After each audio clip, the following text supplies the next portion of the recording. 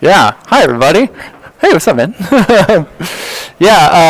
So I don't know if anybody knows the Bare Naked Ladies or the Canadian pop. There's this old, I think it was a '90s tune, "Lovers in a Dangerous Time." Anyways, it felt appropriate. So today I'm going to present for you some stuff on. Well, it's kind of nice because you've been introed. You've been introed on what a data rescue is, which has been great. So I'm one of those people. I work on data rescues with a whole bunch of other lovely people around the way. And so today I'm going to present for you a theory of what a data rescue is, because it's a little more complicated than it seems, and a theory on why they're great. We'll see how that is. Hopefully people will just be flowing in. I'm just going to talk over it. I really don't care. So if you want to come on in, it's no big deal. So you kind of know what these are now. Data rescue is a government archiving event, and so this is just to give a quick recap. We've had thousands of people now across the country gather together on weekends, on their off hours, to try to archive government data. This is a process that started back in Toronto on December 18th and has been continuing ever since and picked up rapidly along the way. And so, yeah, you kind of know what these are. They've gotten a little bit of media attention, which is kind of funny. I can reenact that photo. Which is like, yay, you made the New York Times, and it's the side of your goofy head. It's gotten a lot of attention, but when it comes to like details, we're kind of a little short on some of this stuff because everything's in a really big state of rapid flux. Like questions like who's running these depends on who you are. Where does all the data live? We're working on it. Like how much government data have we archived? Talk to me in a week. You think I'm kidding? Like this issue got opened on Monday with that government data, or with the EPA scare. I don't know if anybody heard about this in the news, where it was like somebody threw a pop-up, which may or may not have been a contractor, maybe or maybe not, saying that data was going to get deleted on Friday. And so like 7 Slacks explode, and everyone's like, we need to figure out what we have and what we don't have. And so like this is my colleague's very like gentle, like, what the hell do we know about and what don't we know about? And so while I was working on that, I got a chance over the weekend on Thursday to work on just determining the coverage, like what we've actually archived. And so I thought I'd share some of that today because I think there's some really interesting insights that come out of that process.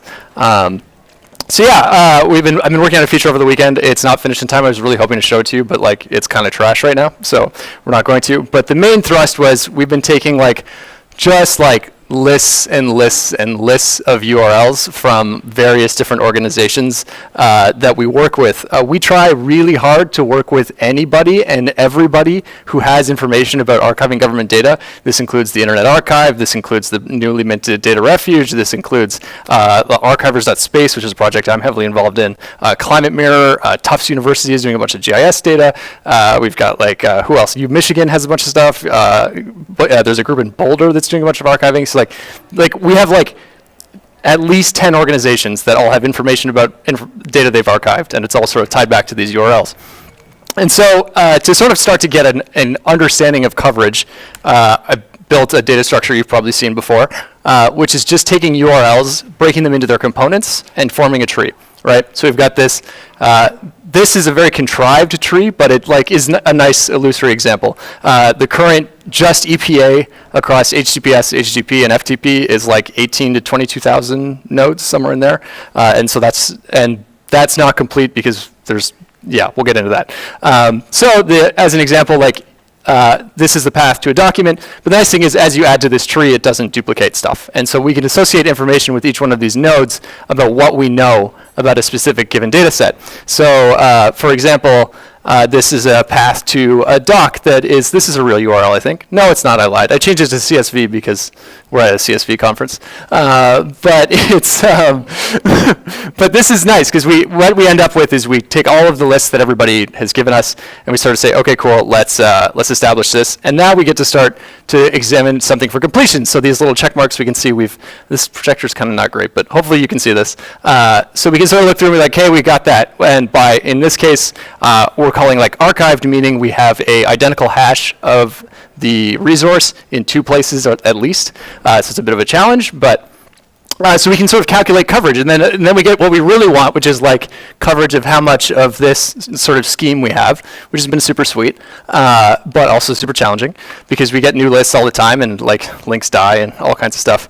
But we also, while we're at it, we've been working with this concept of uncrawlable for a long time, which is just data that can't be hit with a regular web scraper, and so that's been a huge source of like a nightmare, as you can imagine. And so we can flag nodes inside of this tree saying, okay, that specific thing, we know that there's probably more data under there. Let's have a human go take a look at this sort of in general. And so while I was working on this, I thought some like illusory stuff came out of this for visualizing this code, because this tree is great. But as soon as you go to visualize it, you sort of start to think about the data structure that would be more efficient for actually displaying this on a screen.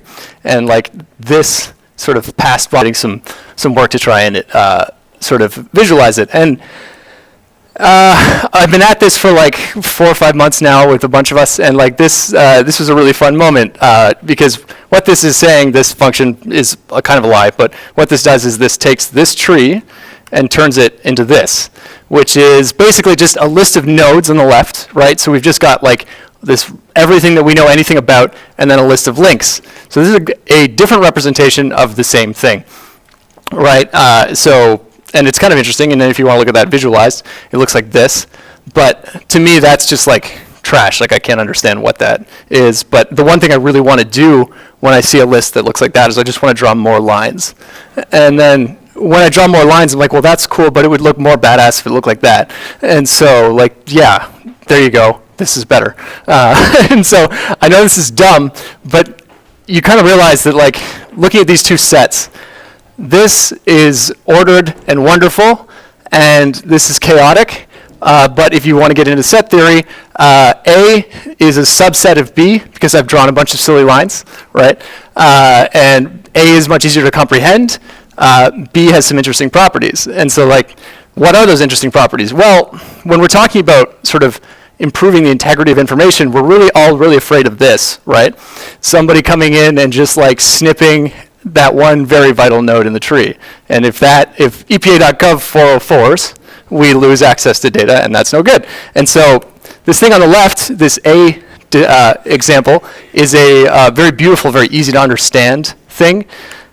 This thing on the right, okay, so if I go to snip some nodes out of this thing, it's kind of like, well, it doesn't really matter. This is much more chaotic, but this structure is far more impervious to destruction. And so a lot of what we're doing in these data rescue events is actually making data more impervious to destruction by adding more links. And the way we're adding more links is by talking to as many people as possible, understanding what do you have archived, what do you have archived. Let's sort of merge our sets and understand who has what. And so these two start to represent a really interesting sort of like spectrum, right? Like, and so I like threw this label up because while I'm an engineer, I'm also deeply artsy, and so it's like this looks a lot like order and chaos. And like these two sort of, for me, represent a bit of a spectrum. They live in constant tension, right? Like the one on the left is comprehensible, but it's really fragile, and the one on the right is super resilient and very powerful, but it's very difficult to make sense out of. Both of these have like a silly amount of merit, right? Like for us to be able to understand, just like, because we've been asking this question, like just what do we have and what don't we have? And that's been a mind-bogglingly difficult thing to do. We make this ordered list and all of a sudden it's like, oh, okay, we have 46% of the EPA. That was easy, we should have done that a while ago. But this thing on the right is actually kind of where we're going, right? Like we want to build a sort of like more impervious sort of network. And so I've been thinking a lot about this sort of dichotomy, this order-chaos dichotomy.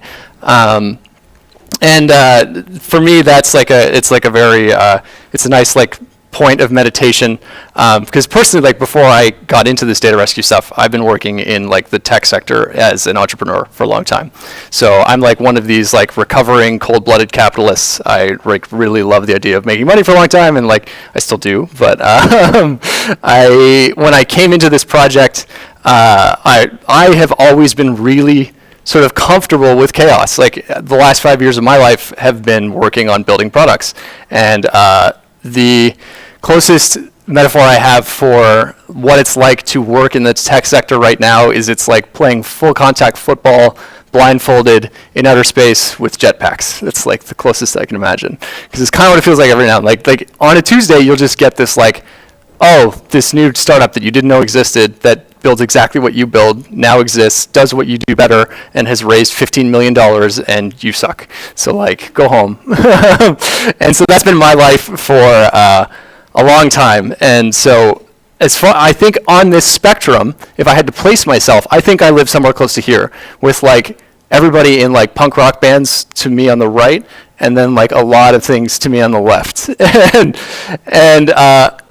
And I've realized this as I started showing up at these data rescue events is because I'm like, I've grown quite a high tolerance for chaos. And like, I didn't realize that until I started encountering, this is going to sound overly general, but academic types, people who are more structured than me. Like they have more, like there is more, I've been working a lot with organizations, with institutions that have institutional knowledge and just don't move or think the way that I have learned to move or think. And so this, and that leads to some really interesting interplay because with a lot of the people that I work with, I sort of get the impression that sometimes they look at me and they have the impression that I sort of look like this. And then like I have the impression of them that they look kind of like this. And then when we work together, it kind of feels like this. But when we do actually get in the same room and do stuff together, it's like total fire emoji. Like I really believe that the work that we're doing at these data rescue events is mind-blowingly productive. Like watching what we have accomplished over 4 or 5 months it's nothing short of like astonishing. Like we have built a lot of really great stuff. Great, we've built stuff fast, cool. But more importantly, I've done it in conjunction. I've been working on this in conjunction with people who are way smarter than me, who have way more specific domain knowledge than me. I've seen some like beautiful, beautiful connections happen. Like going to a data rescue event is seeing a climate scientist sit next to a software engineer and try to work out how are we going to save this data set that I really need. And along the way, the climate scientist, if in an ideal world, is sort of explaining a little bit to the dev, like, hey, this is why this is really important. And this is this whole new level of contact with information that you never had before. And I've had my eyes opened in ways that like I didn't see happening before this project.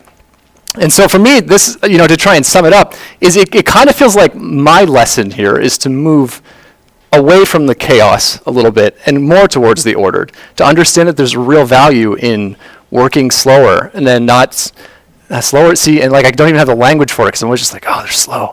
But it's not just slower, but it's like more deliberately with more sort of like gravitas to what you do, to like not just like inventing a new spec every 5 minutes and saying like you're the greatest because it's all written in some fancy new language, or you use this framework because it's so much faster, or like whatever. And I think that I really believe that this is sort of one of the most exciting parts of the data rescue project is like it enables people to move and interact along this spectrum. This spectrum is a bit contrived, but I think you can hopefully see what I'm getting at. Like, we have people who have been having to meet me, right? Like, I have these regular conversations with people who are like I just go off and build stuff, and they're like, dude, you're moving like too quickly. You need to slow down. And somewhere out of the middle of that tension is coming this really productive work, right? The academic pipes I was referencing earlier, like, sit down and write really thoughtful papers, or they come up with like I don't do enough research. I could just straight up don't. And it shows up when someone actually presents me with a little bit of research, where they're like, look, these are 15 people who have been writing about this thing that you have just stomped all over. And so like, for me, this has been really, it's been a massive growth experience for me. The majority of people have been coming, that I've been working with, have been coming from the other direction. But it's suffice to say, that's why I sort of put the emphasis on the movement. I think that moving along the spectrum is actually quite painful.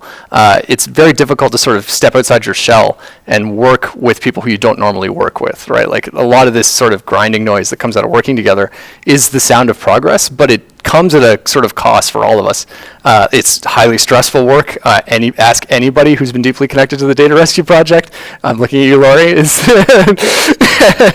It's silly stressful work. It's just like, it's a lot to get involved. And yeah, that's a repeat of that slide. I don't know why. And so we've been thinking a lot about this, and this sort of like, this concept is sort of shaken out of the other side of this, which is like this notion of data together. Matt Zumwalt from the IPFS project is the first one to sort of like coin this thing, as far as we know. And this is sort of like thinking about, it's a recontextualizing of data as something that we all hold together, right? It's now thinking a little bit more along the peerage side of things. And it's really stuck with a lot of us that have worked on this project because it sort of seems to sum up nicely. Like the togetherness has like this nice vibe that we're all trying to go for in the data bit because we're all nerds. And so he's going to be really mad at this slide, or maybe he won't be, but like he thinks more about this like order chaos as sort of like an analogy for a centralized distributed.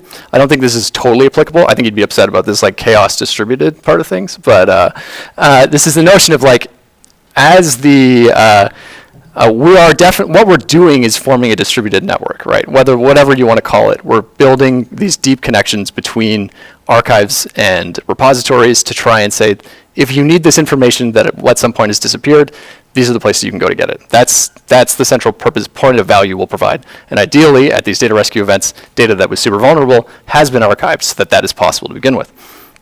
So the move the bits bit is sort of, this also, yeah, and so the exciting thing about this is I think this data together illustrates two very, very wonderful problems and potential like points of deep significance. The data part, right, the move the bits part, that's a huge technical undertaking, right? Like just making backups of all this stuff, deduplicating our work, understanding like digital provenance, like the notion of like we've extracted this in a meaningful way where we can sort of prove to the best of our ability that this information at some point came from a government source or a legitimate source that we can all trust.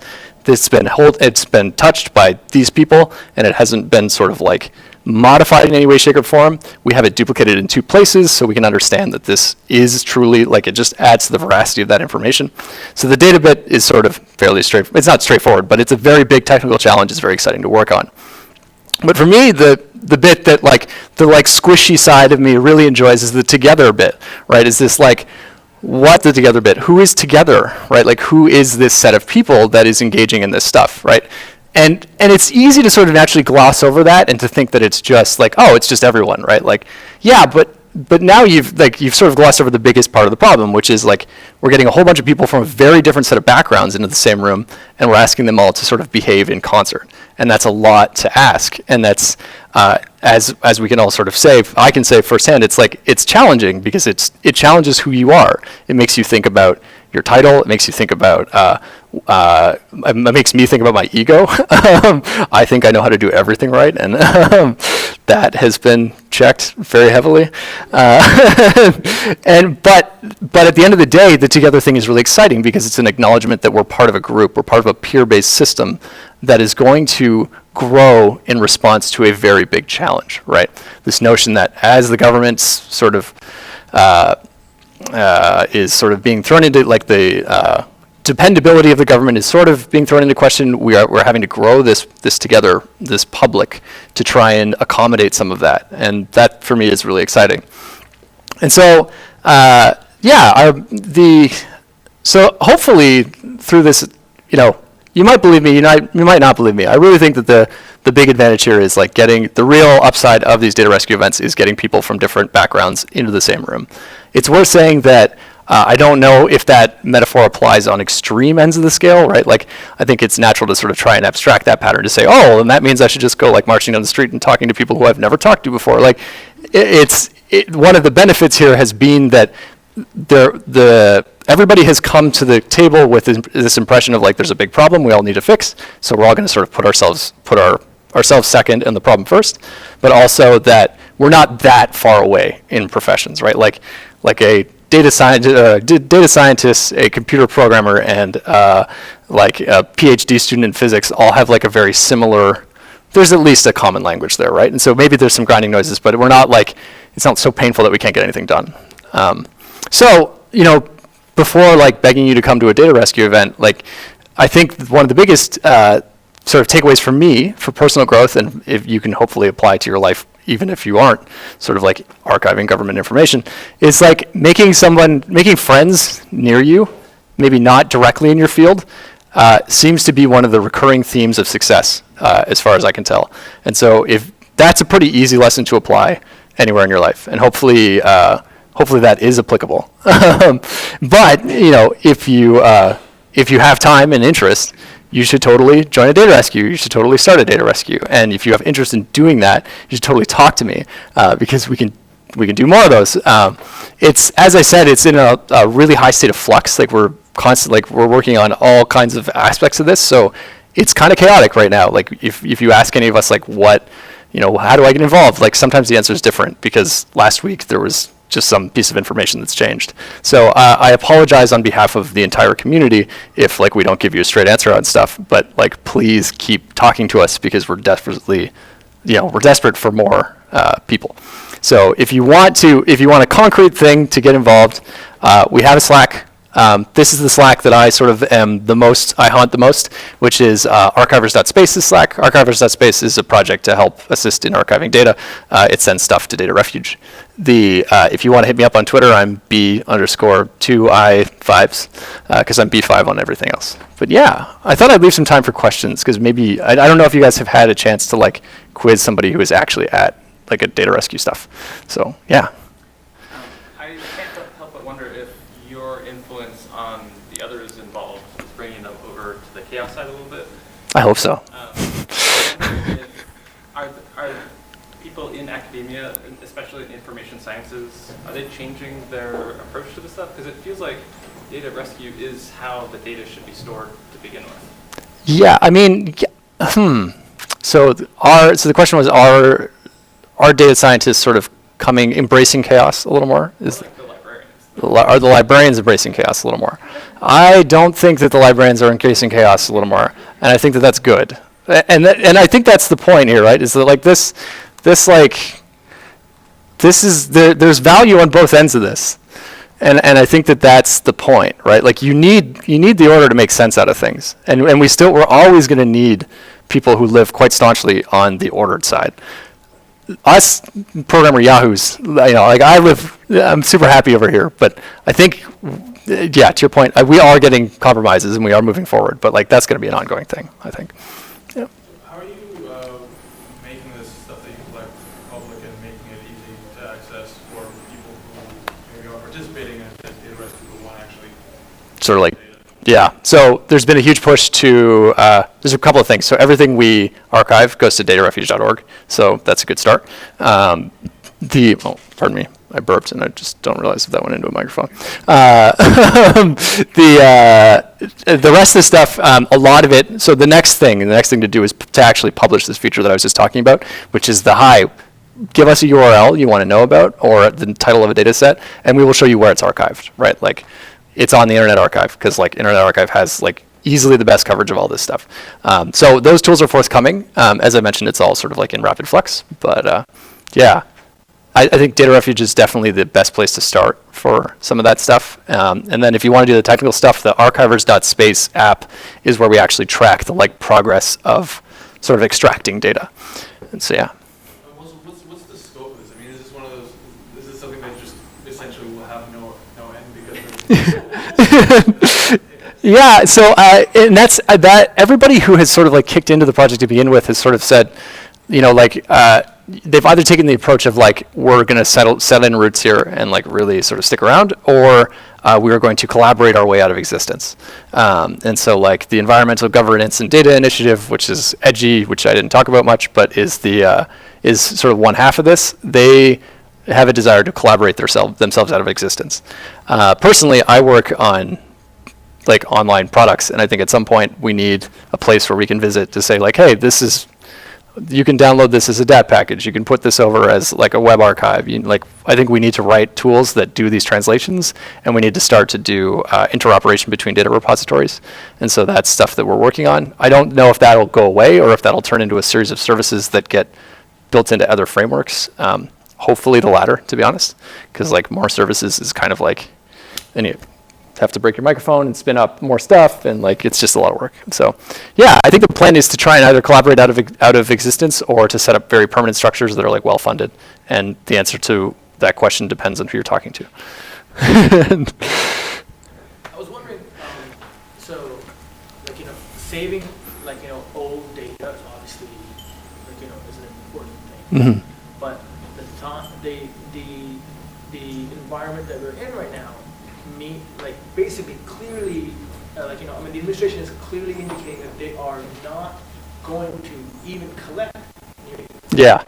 And so we have a really great metaphor for this. Like a lot of this kicked off in Canada because the Canadians, the census in Canada became optional in 2012. I don't know if anybody knows this. It was just mind blowing. So like the census just didn't get filled out in Canada. And it was literally stop collecting. And that triggered a real lightning rod moment in Canada, and people like lost their minds, and like there were marches. There was a celebratory march when the census came back. So in terms of, and that's why I say like I think it's important to grow the public in relationship to this, because I think we are going to see a need for citizen science, a need for like, look, we're going to have to do some of this ourselves, and as we're doing that, we should be observing every single practice that the government's observing, right? Like Project Open Data as a metadata spec is phenomenal. It came out of the data.gov thing. Say whatever you want about data.gov, it's a really good spec. We should be doing it for anything that's collected as citizen science, because maybe later it gets the like capacity to be used in the same way. It's not ideal. I mean, ideally the government does all this, but like, Because unless Democrats come in power in the next 4 years, we'll have to either continue this work, mm-hmm. right, or hopefully build systems so that we don't depend on who's on power. Exactly. And that's where I think that growing the public is part of this. I really genuinely believe it's not the entire solution, but I think it's a giant chunk of the solution. Like I think that building systems to help facilitate that exact organization and the distribution and dissemination of that knowledge across a number of technologies and a number of platforms is the only way to sort of compensate for this like tragic loss of the dependability of the US government. Yeah. But yeah, so we're in the same boat, yeah. Yeah, one more question, is anybody? No? Cool. Yeah, hopefully that wasn't too airy-fairy. I know I'm a dev and I'm supposed to talk about engineering stuff, but like, whatever. Cool, thanks a lot, guys.